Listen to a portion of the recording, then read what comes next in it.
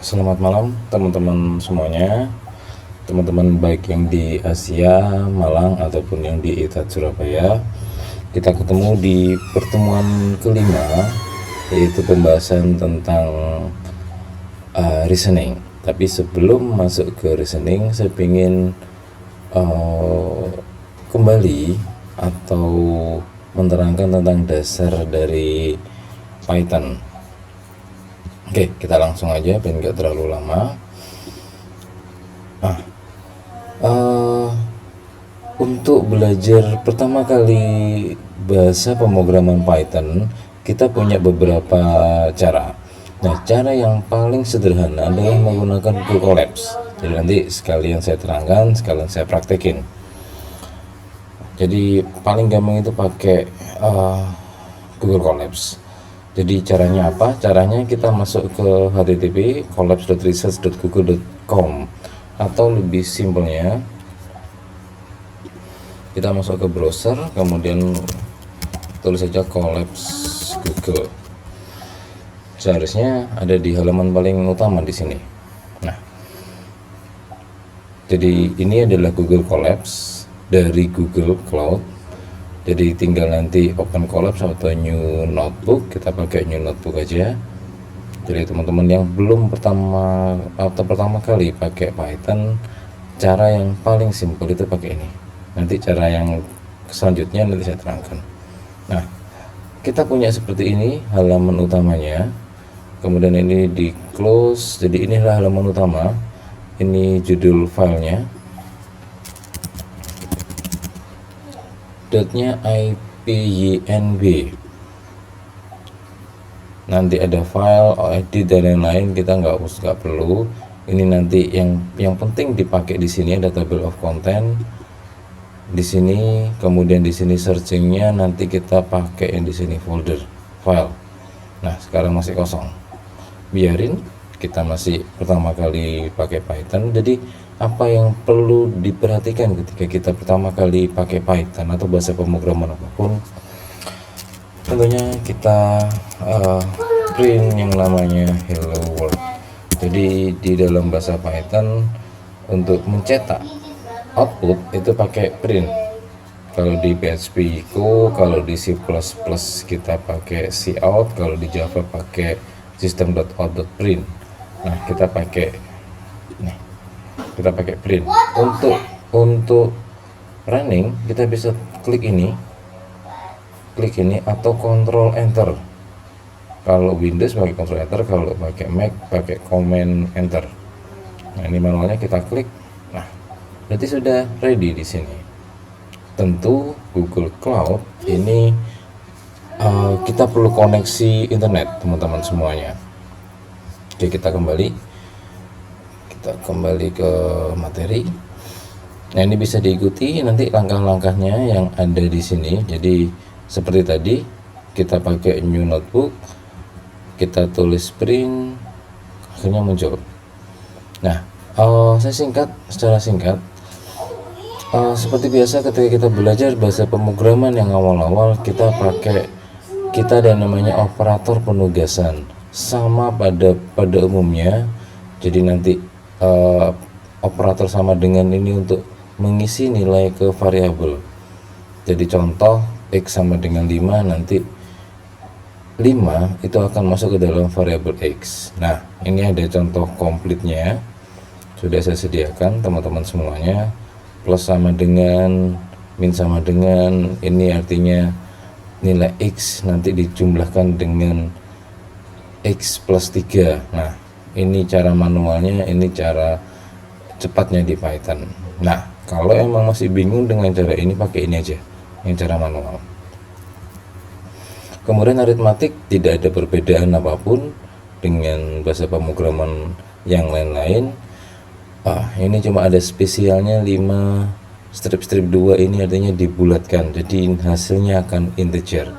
Kita masih belum punya variabel tadi, tapi ini adalah operatornya. Ini adalah sisa bagi modulus, kemudian pangkatnya pakai ini, artinya di sini 2 pangkat 3.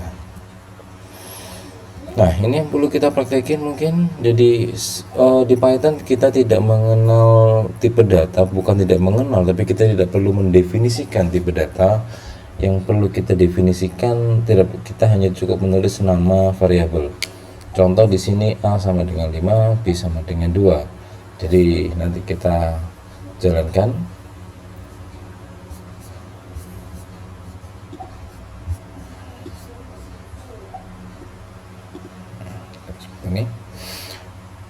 Ini contoh, kita tambah. Nah, kalau mau tambah sel, kita klik kode di sini atau di sini ada kode, sama aja. Jadi bikin input panjang sama dengan 5, lebar sama dengan 2. Jadi luas sama dengan panjang dikali lebar, nggak ada yang aneh, nggak ada yang luar biasa, sama-sama aja. Nanti kalau mau mendapatkan output dengan ada keterangan, kita pakai ini, kemudian pakai koma. Nah, di sini kita running, luas persegi sama dengan 5. Nah, jadi teman-teman nanti bisa langsung ikuti tutorial yang ada di sini.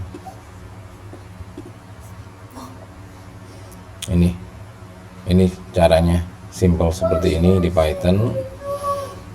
Ini kalau mau input, nah ini kita praktekin. Kita biasanya nanti akan butuh sekali input, kemudian kita akan proses, kemudian kita akan output. Nah, kalau pakai input, kita pakai keywordnya input, sama seperti keterangannya input. Nah, ini apa di float di sini? Float di sini, setiap input yang ada di Python, setiap input yang ada di Python itu akan terkonversi jadi string. Maka kita perlu konversi angkanya. Jadi saya ulangi lagi ya, setiap input yang ada dalam Python itu tipe datanya string. Nah, untuk merubah ke string ini, untuk merubah string menjadi nilai apapun, karena kita butuh sebuah numbering, maka kita bisa ganti dengan float. Ini nggak ada input, sekarang kita pakai kode ini ya. Kita coba di plus di sini. Panjang sama dengan input.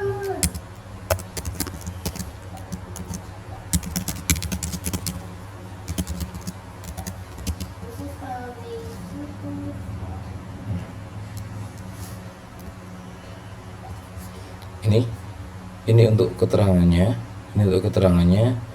inputnya jadi langsung kayak gini. Contoh ya, contoh.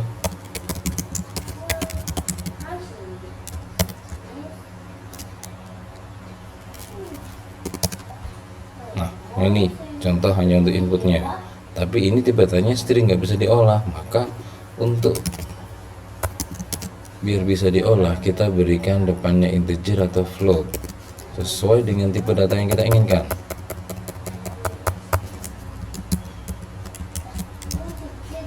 Kita ingin di sini lebar,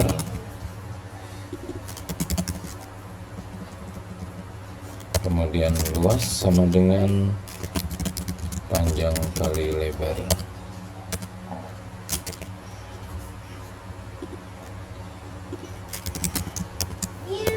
Oke.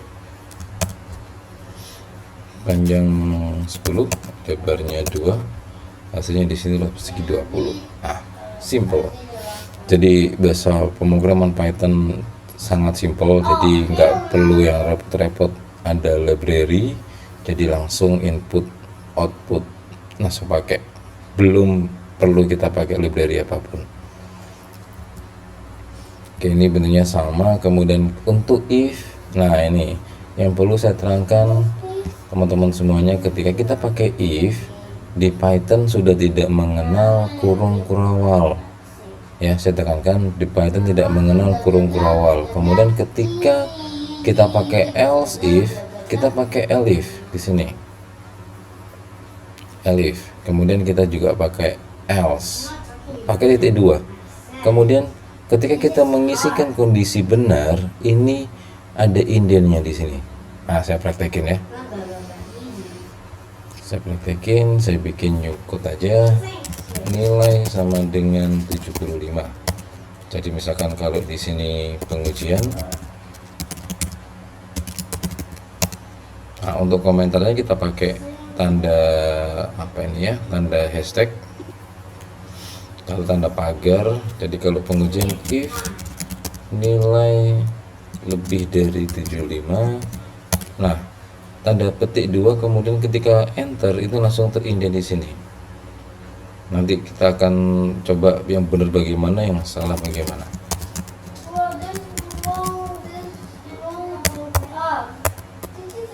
Kita running seperti ini.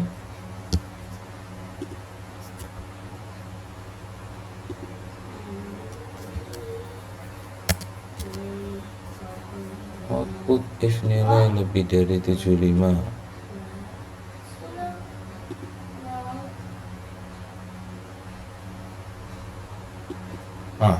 Nggak keluar apa-apa karena saya kurang tambahkan sama dengan. Nah, ini baru lulus. Sorry. Jadi ini kode yang benar. Kalau kode yang salah ini kita taruh di sini. Nah, keluar. Indentation error artinya ketika expected dan indent block after if. Jadi minta ketika ada, setelah ada if itu ada indent di sini. Nah itu contohnya itu yang benar. Nah sekarang kita terusin. Kalau else if kita nggak kenal. Nah sekarang kita pakai elif untuk else if. Nilai sama dengan 75 sama dengan kurang dari 75. Nih kita kasih ini, kita kasih sama dengan, ketika nilainya ini saya tulis remedy. Nah ini kemudian kita pakai else langsung, print gagal. Kita running, ini remedy. Kita ganti dah, kita nggak pakai input aja biar lebih seru. Input, oh ini lupa, integer input. Kemudian di sini kita kasih keterangan, masukkan nilai 75, harusnya remedy. Kalau kita running ulang, kita running ulang 50, dia harusnya gagal. Kalau kita running dengan nilai 80 harusnya lulus. Nah itulah pengujian. Jadi teman-teman bisa mengikuti tutorial di sini. Ini sama aja tadi, jadi saya hanya praktekin aja, nanti langsung bisa diikuti. Terakhir, materi terakhir kita adalah looping teman-teman. Materi looping ini kan biasanya kalau bahasa pemrograman ini materi yang paling susah di looping. Di Python juga ada looping, ada beberapa cara dipakai looping sama. Kalau di bahasa pemrograman kita ada for, while do while. Di Python ada for dan ada while do, tidak ada do while. Jadi mohon diperhatikan, nggak ada do while, adanya while do. Oke, kalau while do tidak ada perubahan kode dengan bahasa apapun, sama persis. Tapi ketika for ini agak berbeda. Jadi ada beberapa macam for dalam Python, tapi yang kita paling basic ya, kita pakai print yang ini. Kita pakai for yang mana? Nah, yang pakai ini saya praktekin ya. Jadi ada for in range, ada yang for in. Bedanya apa? Nah, sekarang saya praktekin. For in range, for i biasanya ya, atau variabel incrementnya, variabel loopingnya, terserah mau pakai variabel apa. Ini standarnya pakai i. For i in range ini artinya variabel loopingnya adalah i dan di looping dari 0 sampai dengan 5, kurang dari 5. Jadi batas maksimalnya itu 5. Nah 0, 1, 2, 3, 4, 5. Jadi range nya itu 0 sampai dengan 5. Nah, kalau kita mau lebih manual lagi, kita bisa pakai ini. Ada dua argumen, 0 sampai dengan 5 ini sama. Kita running 0 sampai dengan 5. Tapi kalau mau satu gimana? Kita cukup digantikan 1. Nah, ini. Kalau lompat 2 bagaimana? Kita lompat 2, kita tambahkan di sini. Jadi di tutorial di sini sudah saya berikan ini ada 2. Berarti apa? Ketika looping dari 1 dia akan lompat ke langsung ke 3. Ketiga, kemudian karena loopingnya maksimal 5 jadi berhenti di 3. Nah, sampai 9. Jadi inilah for dalam Python, ada range-nya. Nah, nantinya kalau kita punya data, ini nanti kita akan ulangi lagi. Kalau kita punya data, contoh deh langsung ya, kita pakai mobil sama dengan RC BMW Honda. Nah, kemudian kita for i in, langsung kita klik mobil. Nah, ini sama. Jadi ini bedanya apa? Jadi i ini akan membaca setiap data di sini. Jadi lebih simple. Bisa kita pakai cara manual, pakai index bisa. Jadi tapi kita nggak langsung for i in mobil, tapi nanti kita akan pakai indexing yang akan saya terangkan di pertemuan selanjutnya, yaitu membahas masalah struktur data. Nah, kita terusin sedikit, nanti kita ulangi lagi yang tadi. Materi terakhir kita pakai function. Nanti selain pakai function, kita akan juga pakai object oriented. Nah, tapi yang perlu kita perhatikan function di sini. Benernya nggak ada perbedaan dengan function-function yang lain, tapi deklarasinya sekarang pakai def. Jadi langsung saya praktekin, teman-teman. Def di sini saya tulis fungsi 1. Sama seperti yang lain-lain, kita punya argumen atau parameter ya. Kita pakai argumen, kita pakai kata argumen di sini. Print argumen. Nah, sama. Ketika kita fungsi, kita nggak bisa ngapa-ngapain, kita harus panggil. Kita pemanggilan fungsinya cukup hanya ngomong fungsi 1. Kemudian di sini saya Kurniawan. Nah, seperti ini. Ini fungsi tanpa ada return value, argumen dan sampai banyak, nggak terbatas. Nah, sekarang kita pindah ke fungsi dengan return value. Materinya sudah ada di PowerPoint, nanti kita tinggal tambahkan. Saya tulis fungsi 2. Saya nggak usah pakai argumen biar ada bedanya. Kemudian A sama dengan 2, B sama dengan 5. Di sini saya bisa langsung return. Nah,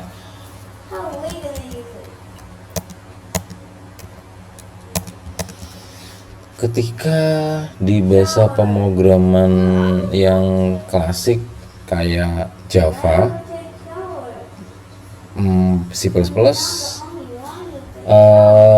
kita ketika menggunakan return ini ada tipe datanya. Kalau nggak pakai return, kita pakai void tentunya. Nah, ini nggak ada, tetap aja pakai def, cuma bedanya langsung diberikan return di sini di bawah. Jadi return langsung gini, nggak ada apa namanya, nggak ada tipe data di sini, integer atau float, nggak ada, langsung aja. Jadi langsung return gini. Cara panggilnya kalau ada argumennya 1 dulu deh, gini. Nah, returnnya 1. Jadi kita bisa hasil sama dengan fungsi 2. karena nggak ada argumennya kosong. Print hasilnya adalah, kita running, hasilnya 2. Oke, ini ketika returnnya 1. Nah, di Python istimewanya returnnya kita boleh 2 di sini. Jadi kita berikan hasil 1, di sini hasil 2.